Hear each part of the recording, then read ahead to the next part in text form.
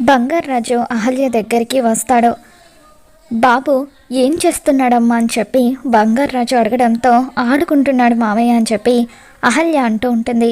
ఆ తర్వాత అహల్య, మామయ్య నిన్న మీరు బాబుని ఎత్తుకోవాలనుకున్నారు, కానీ అప్పుడు బామ్మగారు ఎత్తుకొనివ్వలేదు కదా, ఇప్పుడు ఎత్తుకోండి మామయ్య అంటూ బాబుని బంగారాజు చేతుల్లో పెడుతుంది.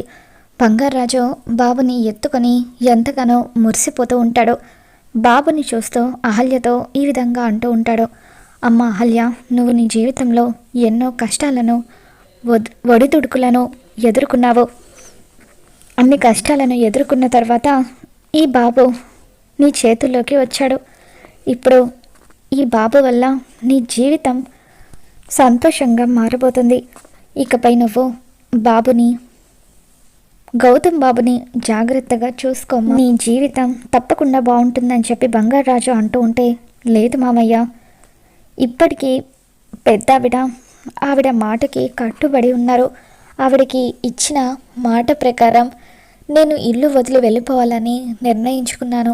ఇకపై బాబుని, గౌతమ్ గారిని నువ్వే జాగ్రత్తగా చూసుకోవాలి అని చెప్పి అహల్య బంగారాజుతో అంటూ ఉంటుంది. అప్పుడే అక్కడికి వచ్చిన గౌతమ్ అహల్య మాటలు విని షాక్ అవుతాడు.